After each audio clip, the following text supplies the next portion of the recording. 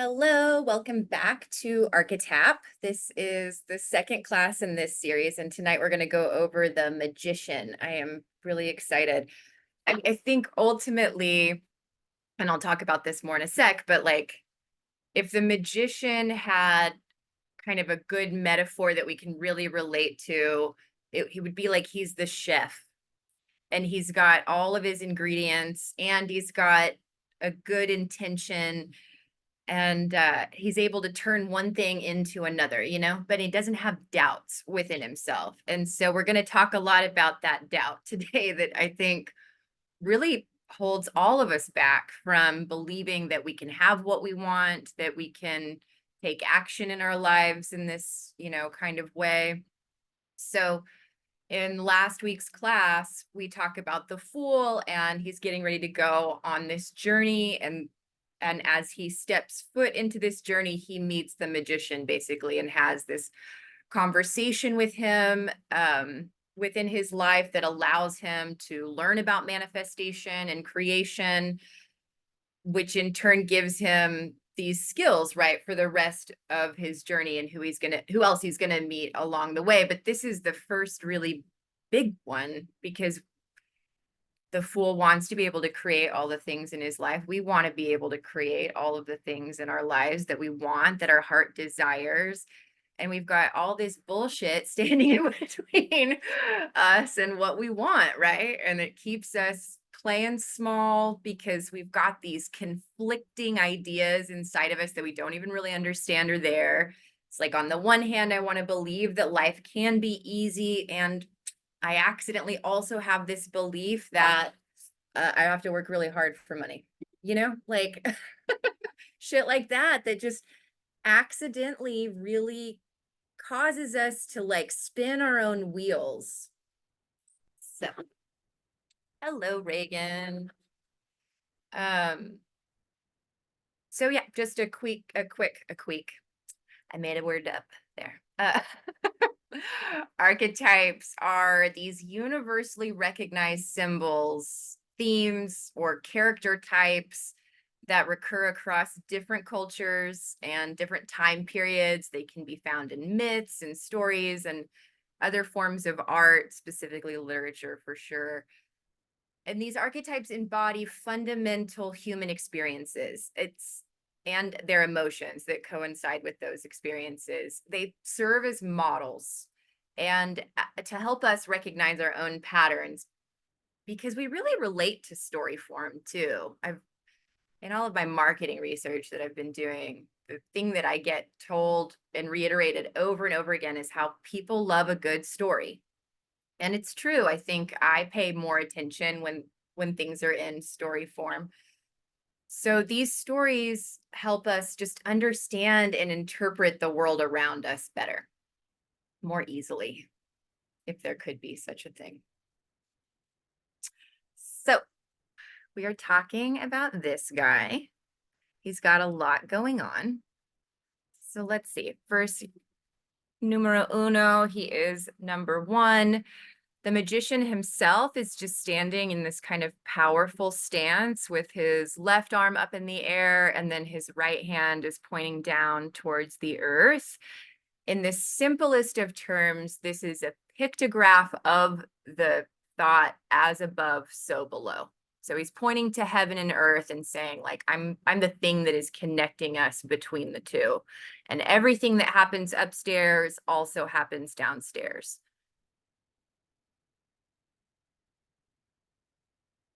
He's wearing white with this red over robe. White is definitely purity. Red signifies his worldly experience. So he's lived through some things. He understands what he's talking about. He's knowledgeable. He's got this table right in front of him, and on the table are the 4 suits that are found in the full deck of the tarot. So he's got a cup, he's got a pentacle, a sword, and a wand. These represent the 4 elements. The cup is water, and it's representing his emotions and his intuition. The pentacle represents earth, and this is everything that's in our 3D life, the material aspects that make up our physical reality. The sword on the table is air.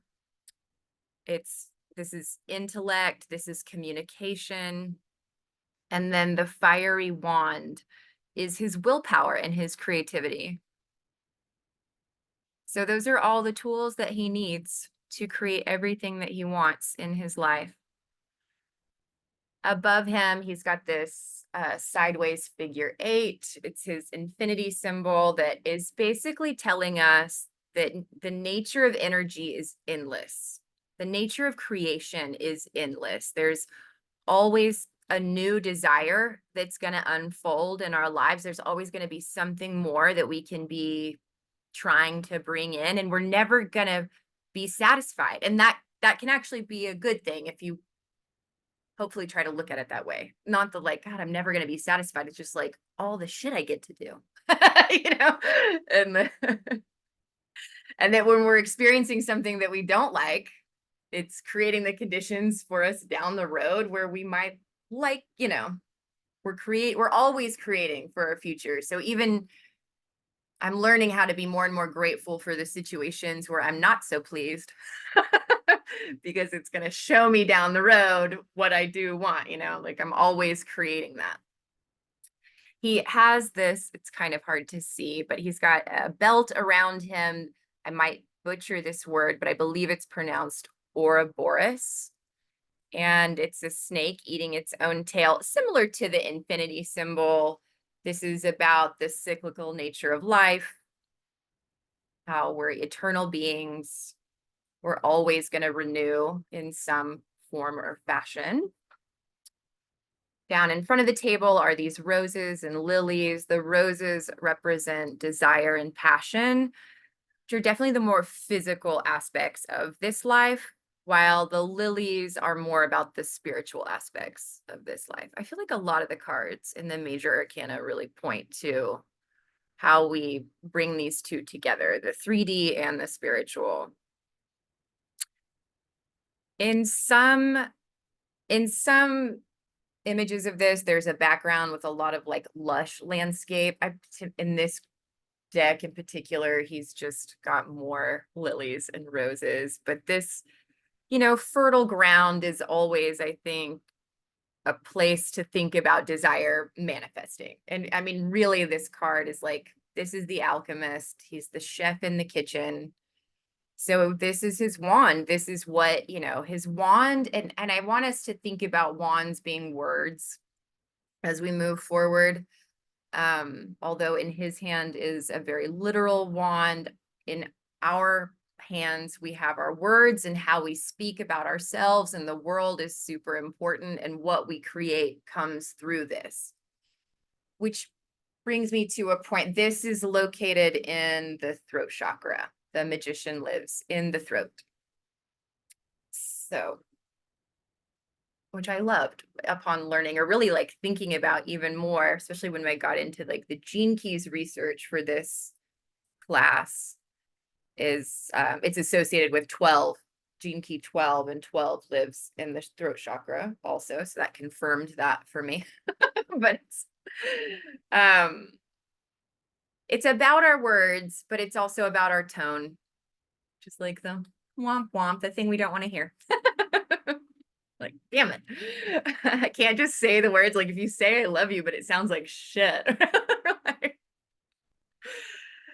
So, okay. So yeah, the magician archetype in the major arcana, he's this symbol of mastery, skill, and he's able to manifest anything he wants, right? So I prefer the metaphor of him being the master chef in the kitchen. He's got every ingredient he could ever need, which is like all of the elements that are on his table, right?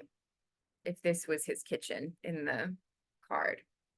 He's got skillful techniques, which those are his talents. Those are our talents. You know, how good he is at chopping vegetables, how good he is at communicating, asking for help if he needs it in the kitchen. We're going to talk about that a little bit later too. And then the focus is the last part of this. I think that a chef has to know what dish he's creating and then set his sights on that, you know, and keep focus of like, I'm creating the roast, whatever. I started to say meat and then I stopped myself. We have vegetarians in the room. But sometimes when I just get excited, words fly out of my mouth, Reagan. So the chef can create this masterpiece of seemingly ordinary components, alchemize it, turn it into something else. So this archetype helps remind us that we all have the tools to do this. We all have the abilities within us to just like whip something up. But we aren't taught that. We definitely aren't taught it from the very beginning. And so often we're learning this later in life because I don't know why it's not taught the way it should be, but it's just not. I think probably the majority of the world would think we had too much power if they understood how easily we can create. So the unfortunate aspect is that we've got these kind of limiting beliefs, this cultural dogma that kind of hangs over us about how the world works. And a lot of those ideas are just not true. But because we did believe them, because someone with authority at some point told us, you know, and we were like, oh, you're a person that seems like you know what the fuck is going on. I'll believe you, you know. And then we just repeated that same line, and then here we are. All these years later, going, how did I get here?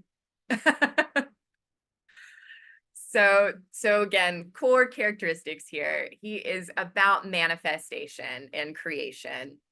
He's skilled, he's got resources, he's got tools, and if he doesn't, he knows who to ask and he doesn't mind asking. And then he's connected between these two worlds. He understands how the spiritual and the heavy, dense 3D parts of life work together, and that what you're experiencing inside of yourself is what you're going to see on the outside. And the more that we can clean that shit up, the better off we'll be, the more our desires get manifested, the more we prove to ourselves that we can do it, which then we put a win in our win bucket. So the next time some desire comes along, you're like, oh, I want this thing. It's easier. Every time it gets a little bit easier because you're more practiced at it. So you trust yourself better than you ever have. Every bit is just like another drop in the bucket of trust between yourself and the universe. So this really has a lot to do with personal power, of feeling empowered. It's also about taking action.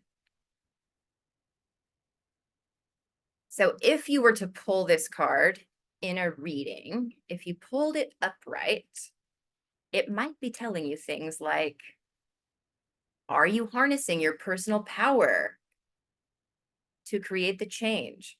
Are you taking action and initiative towards your goals? You're using your skills effectively.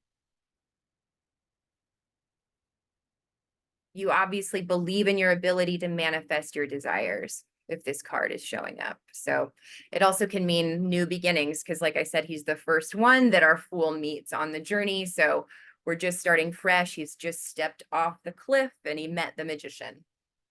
So he's embracing this new beginning and this new opportunity. If you were to pull this card reversed, it might suggest that you're struggling with self-doubt, with a lack of confidence. If you're pulling this card reverse, you might be inactive, not taking the action that you know that you need to take. Maybe you're scrutinizing your skill set and your resources and not really trusting that you have it inside of you. And if you don't have it, that you can get it. And just feeling disconnected from your personal power. If you pulled this card reversed, it might be suggesting that you've got work to do there on your resiliency with yourself. So then in practical applications, like, great, okay, I can read all day long about this, but how do I apply it really to my life, you know? Like, so the first one, and I said this just a second ago, is about taking action.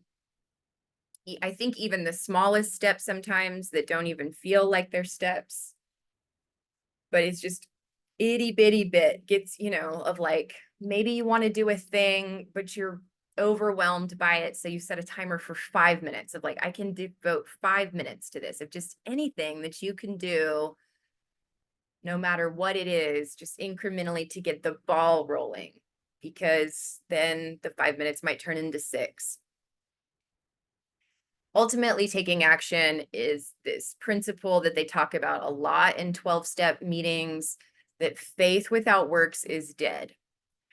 I want to believe that I could just lay in bed for the rest of my life, and if I could stay relaxed, I would get everything I want. I want to believe that. And deep down, I think there is some truth to it, although I'm vastly far from being able to do such a thing. And my whole point of even saying any of that is that I get, it's like balance. It's finding a balance between taking action and trusting the universe that you're going to get what you want. And that has to be cleaning up your insides. You've got to clean up the mixed messages that you're sending out to the universe so that your vibration is consistently as high as you can let it be. And to me, that is about just doing something, a physical thing in your 3D life that puts you on the path forward towards the goal, which means you have to believe in yourself. So you have to work on supporting yourself in your own resiliency. You have to ask for help. I think I've said this 5 times. Like, you've got to get good at asking for help, of like, utilize the resources that are around you. It could be the simplest thing, and it might give someone else a lot of pleasure to be able to help you and show up in this way for you. But we always think we're going to be a burden. We think, I don't know what all we think. I'm trying to think, what do I think about when I think about asking for help? I think I worry the most about being a burden, but I cannot tell you, just from my personal experience in the last few months of like having this kind of health thing happen, where then I did quietly kind of have a come to Jesus with myself, but within that come to Jesus was a moment where I was like, oh, I need a lot of help. I need a lot of help. I don't even just need a little, like I need a lot. And I needed in all of these different areas. And I sort of just made up my mind right then. And what shocked me about that was the massive amount of relief I felt instantly in just reaching out to the people I knew I needed to reach out to. And then I got paid back for that infinitely. Like, I mean, it felt way better than and I think that's the thing that we do. We don't think it's going to feel good, but it actually feels pretty damn good. Being open to new beginnings. And I can't stress enough, as I was making this note, I invented a new word. It's called spractice. It's spiritual practice crammed into one word. You've got to have some kind of practice that you do every day. I don't care if it's 5 minutes. I don't care if it's an hour, but something that you do that gets you connected to yourself and to your spiritual world. Something. It could look like anything. You get to decide what that looks like. Okay. We've got a secret within a ring within another ring. So switching over to gene keys. The magician is associated with the ring of secrets, and the ring of secrets is found within another ring that I don't see in front of me all of a sudden. Luckily, I have the book right here. 2 seconds. We're talking about the ring of secrets. I don't even need to tell you this other part, the ring of trials. And the ring of trials we talked about kind of late in the last session, but it includes gene key 12. Gene key 12 is all about vanity. Its gift is discrimination. It's associated with, it doesn't have an amino acid associated with it. It's got a stop codon. So it's like a terminator codon. And I was thinking about this too, like before this class started, like, how do I how do I bring in the amino acids and talk about them in a practical point of view? But this one became easy for me. It's like the stop codon is asking you to stop identifying with your past.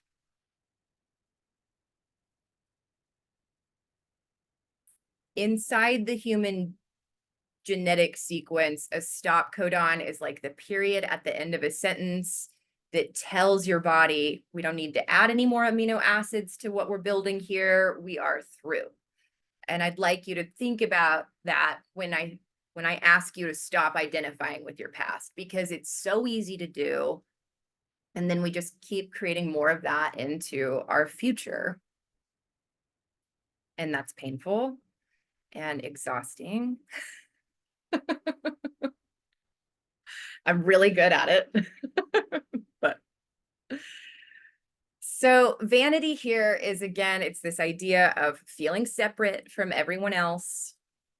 We feel separate. And then we don't always know how to discriminate. So discrimination, I think in the best way, just knows how to determine if something is authentic or not.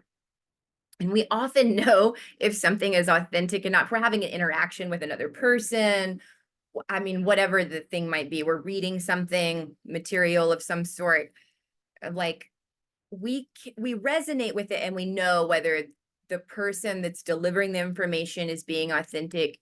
And often we know that because it's messy, because they are willing to expose themselves or, their true nature and to not lie, and we can feel that. We really resonate with that. So discrimination in this story is like knowing deep down, like, is this person good for me? Is this food good for me? Is this book or this TV show that I want to watch or whatever the fuck? Is what I'm consuming, is it of value? And is it of the highest value that it possibly can be?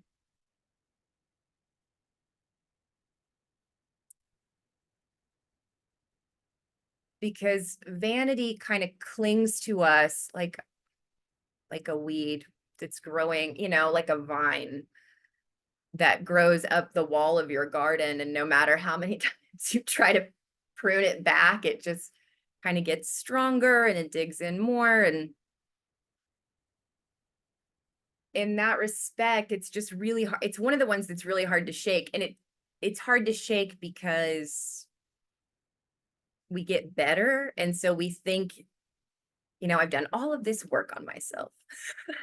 Like, and that is my first sign that I'm vain. Like, but you don't understand. I've done all this work. You know what I mean? And so I catch myself in this one all the time. I think kind of the more repressive side of this is like, I've got a secret. I know how the world works and you don't. Like, type of deal. And that's embarrassing to admit, but it's fucking true. I mean, it's easy for me to, and I do this silently most of the time, of course. I would never say out loud how much better I think I am or more evolved than other people, but yeah, I guarantee you, as my neck turns bright red,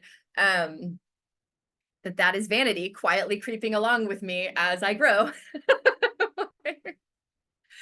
So I think the biggest secret here, when we're talking about this is the ring of secrets and there's only one gene key in it, is the secret is this: there is nothing inherently good or evil in this world. It just is. And the only time that anything is quote unquote bad, even in the shadow state of these things, we're talking about vanity like it's a bad thing, but at the top of vanity is, discrimination and purity. So there's these, and we couldn't have any of those good things if we didn't have this quote unquote bad thing called vanity. So it's getting rid of the good and bad. It's, of not putting things in these binary piles and then just only trying to face the good. It's recognizing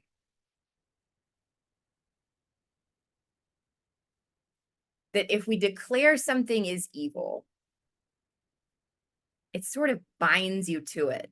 It's like any type of resistance, right? When we're trying to resist whatever it is, that's a feeling or a thing that's happening out in the world, I think fighting is a real, like war is a real, you know, we want to fight against war. I'm like, what are we saying? You know, so anytime we're pushing against something that is unwanted, we just get stronger and stronger attracted to it. It's an accident, but so, which goes along with this feeling of separation of like, as long as I feel separate, then vanity is going to tag along with me until I can really understand and deeply feel my oneness. Then I'm going to have a little bit of vanity to contend with because I feel like my personality is separate. So, okay, any questions about any of that, about your practice that I'm encouraging you to start with? If not, I think we lost Reagan. Maybe she'll jump back in. Sometimes she's doing these classes while she's at work though. Okay. Do people use vanity and pride in the same way? That's a good question. And I'm gonna say yes and no. I think they're really similar words. I think, yeah, there she is.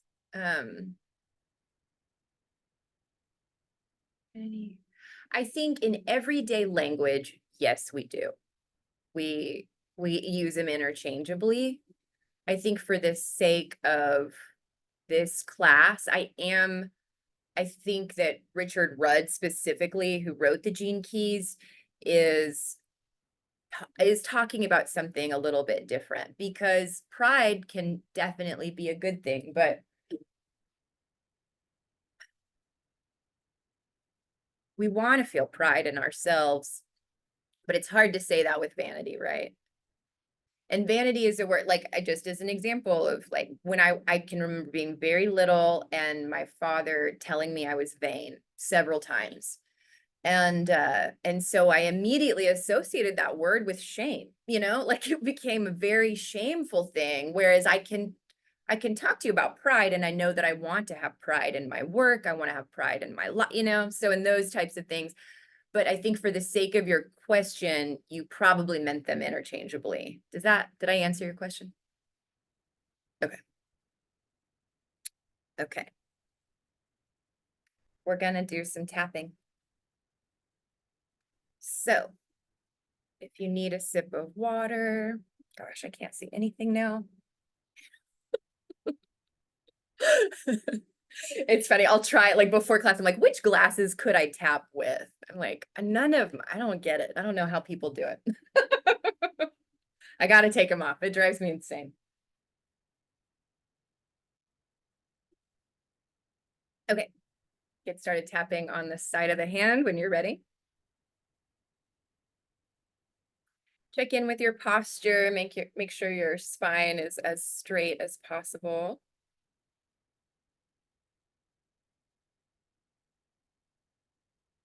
Big, deep, letting go breath.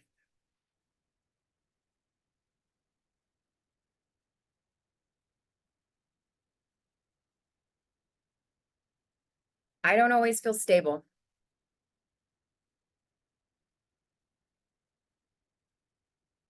And I'm unable to manifest my desires.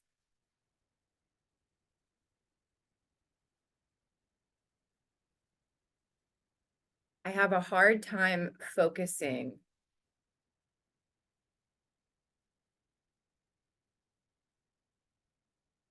And an even harder time not paying attention to my current circumstances.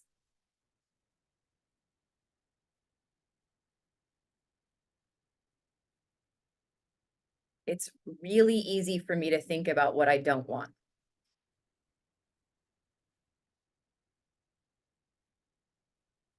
And everywhere I look, there seems to be chaos.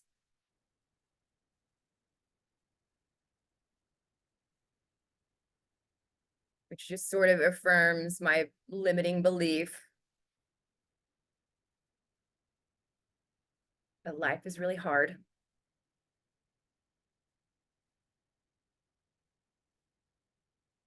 I feel depressed sometimes.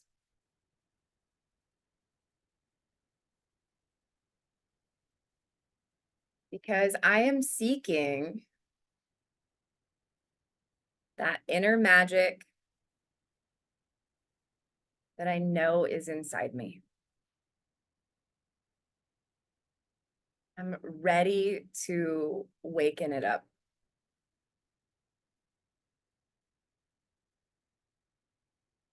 So, even though I sometimes doubt my abilities, feel unsure about my power to create,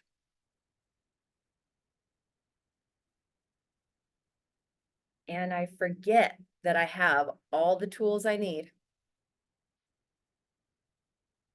I choose to deeply and completely love and accept and forgive myself. Okay. Top of the head. I don't always feel stable. I don't always feel able to create the life of my dreams.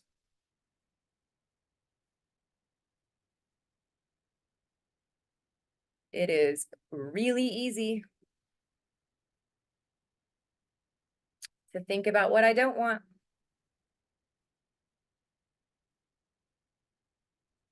Really hard to maintain my focus on what I do want.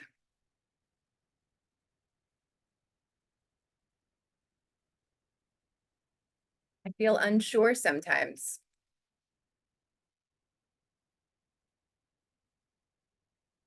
Can I really create the life I want?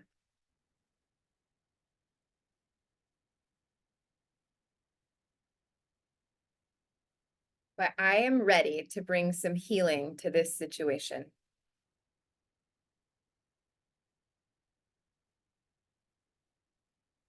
Because I am the magician. I'm equipped with a fully stocked kitchen.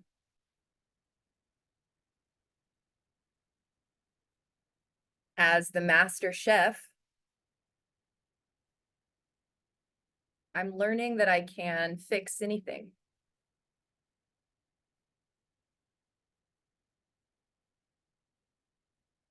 A fully stocked kitchen has everything it needs. All the ideas and solutions.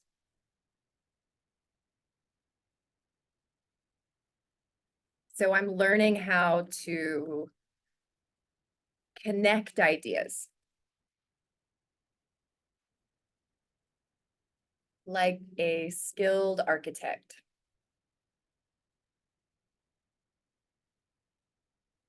When I picture myself this way, my potential is endless. I'm just a blank canvas waiting to be painted.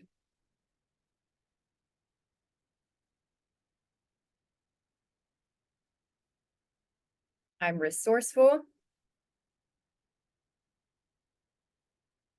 My intentions are really powerful.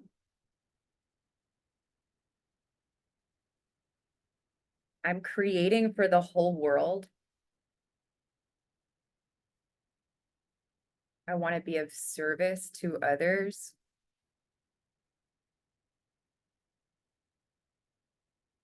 So my intentions are pure.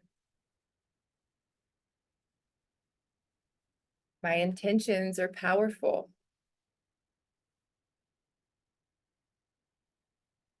They're magnetizing everything I want to me.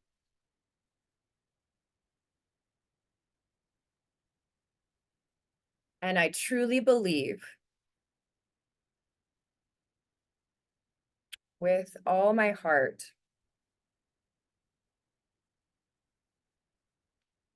that the more I create in my life, the more love, the more fun, the more magic,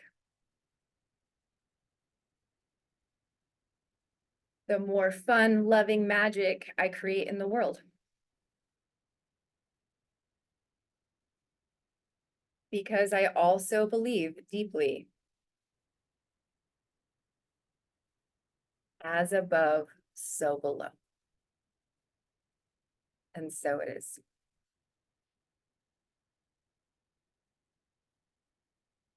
Okay.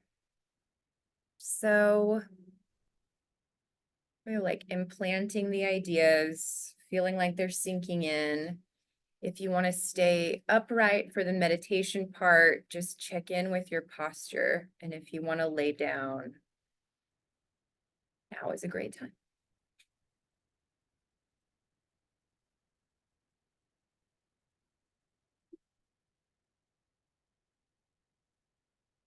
So just a quick reminder too, when I give you cues within the meditation, if there's something you want to change it to, like I'm going to give you objects to consider.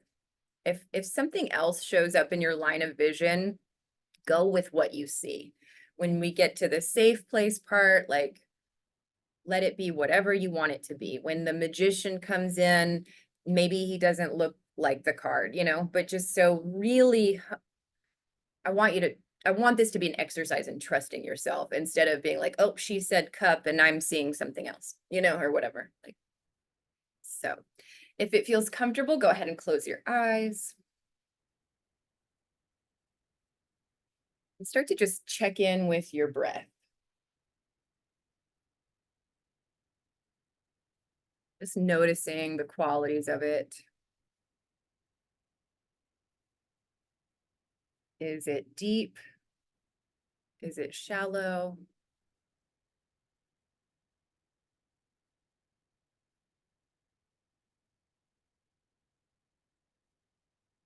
With each breath, just allow yourself to sink deeper into relaxation.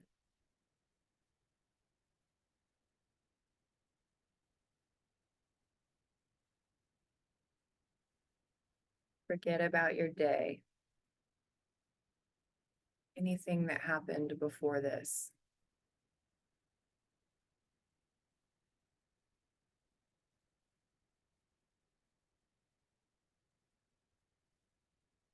Take a few breaths together. Come to the bottom of your exhale. And inhale through your nose for 3, 2, 1. Hold it at the top. Exhale through your nose for 3, 2, 1. Hold it at the bottom.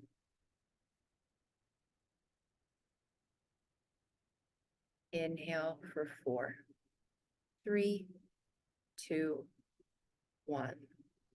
Hold. Exhale 4, 3, 2, 1. Hold. Inhale 4, 3, 2, 1. Hold. Exhale 4, 3, 2, 1. Hold. Inhale for 5, 4, 3, 2, 1. Pause. Exhale 5, 4, 3, 2, 1. Pause. And then press any last remaining bits of air out of the bottom of your lungs. Big, deep belly breath in through your nose. Open your mouth and let it go. One more like that. Big, deep belly breath in through your nose. Audible exhale.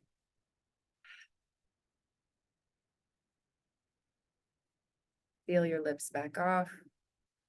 Find a smooth, deep breath pace that works for you.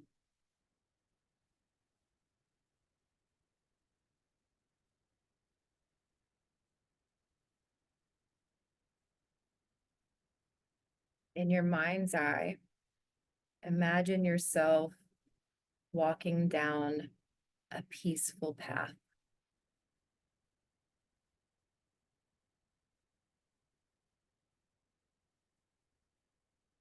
With each step, you feel more relaxed.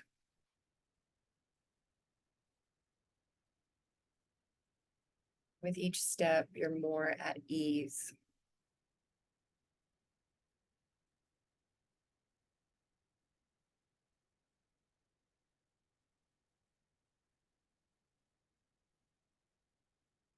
You walk for a little ways, just making notes of the things that you see.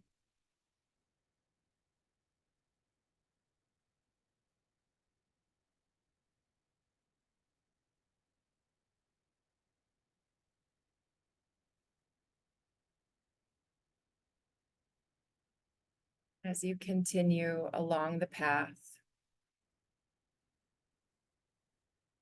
you come to this beautiful, inviting door.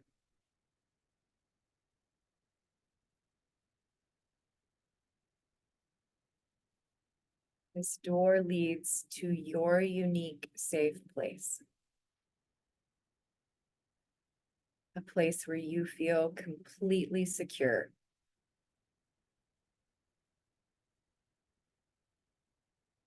A place that feels peaceful.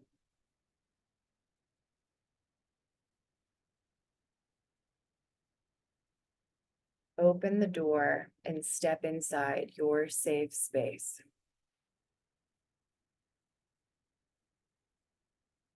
You might be inside or outside, but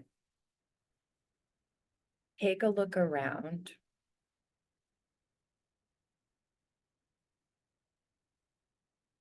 Noticing the sights. Notice the vivid colors, the vibrant details of your surroundings. This is your sanctuary, a place that's filled with pure positive energy.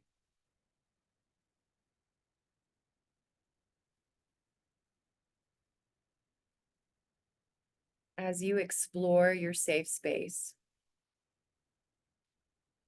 you notice there is a table there.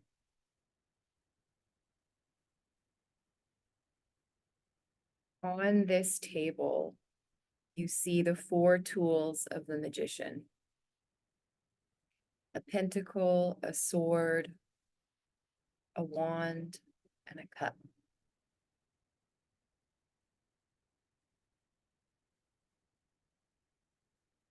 Just take a moment to observe each tool closely.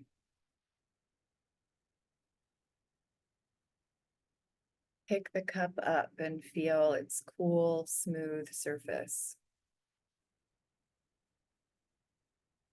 Imagine the weight of it.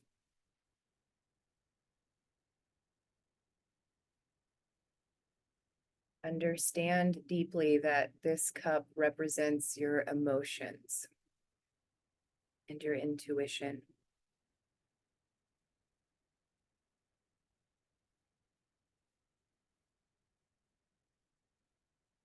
Next, pick up the pentacle. Feel its texture.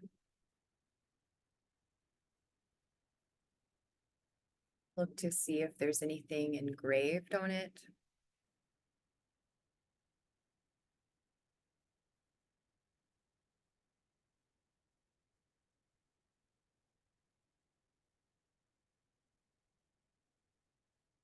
This pentacle represents the material aspects of your life and your physical reality.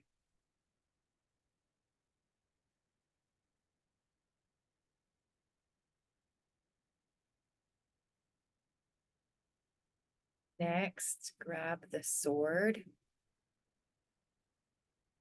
Lift it up and feel its balance.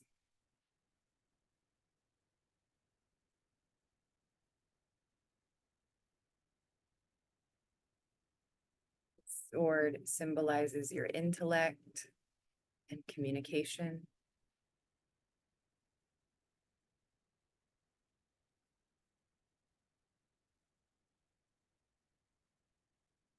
The wand. Grab the wand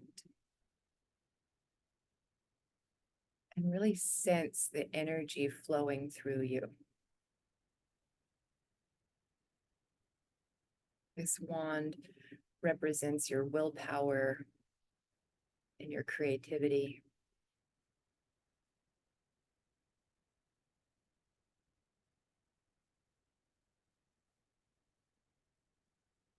Take a deep breath in and notice the scents in the air. Do you smell flowers, fresh earth, or something else unique?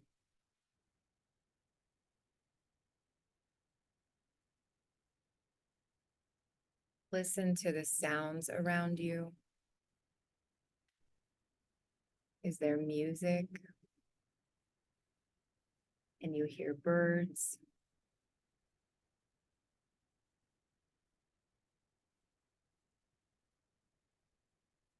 Feel the texture of the ground beneath your feet.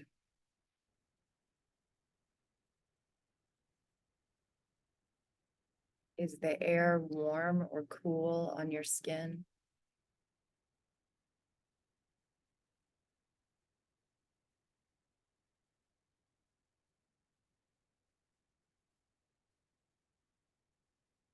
As you stand by this table, you notice a figure entering the room. This is the magician, your guide and mentor for this evening. The magician approaches you with a warm smile. Two chairs appear, and you are invited to sit down to have a conversation.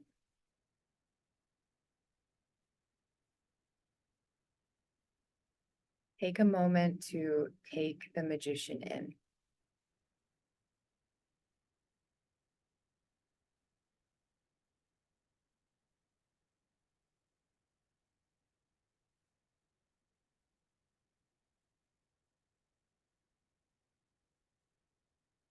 You've got an opportunity to ask the magician some questions.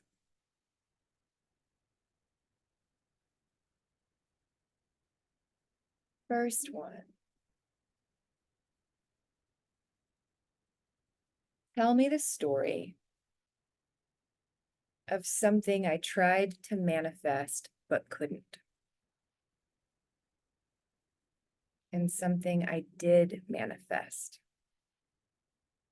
What were the differences?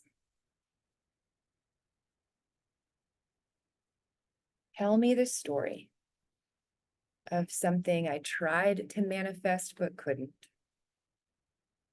and something I did manifest successfully. What were the differences?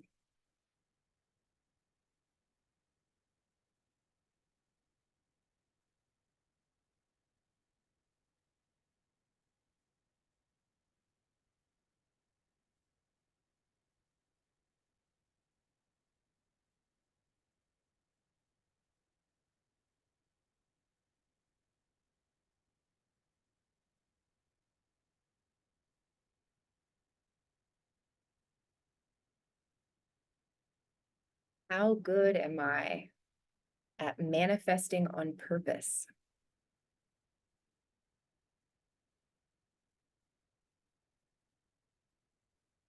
How good am I at manifesting on purpose?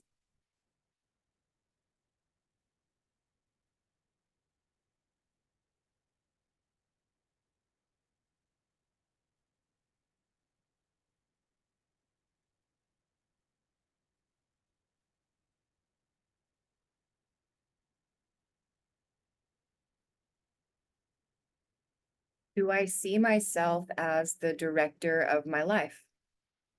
Am I in the driver's seat?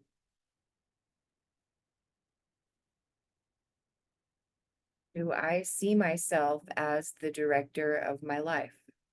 Am I in the driver's seat?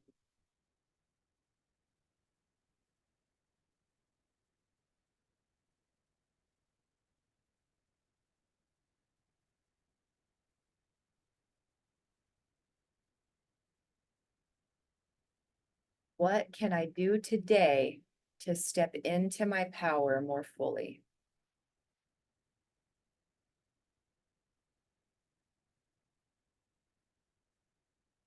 What can I do today to step into my power more fully?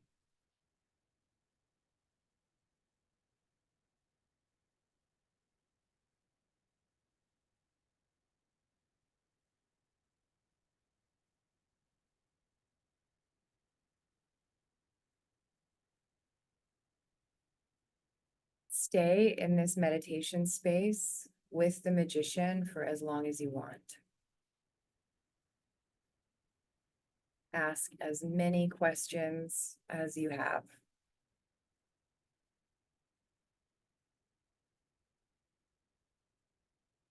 When you're ready to leave, you'll thank the magician, make your way back through the door and out through the path in your mind's eye. I will see you on the new moon, June 6th.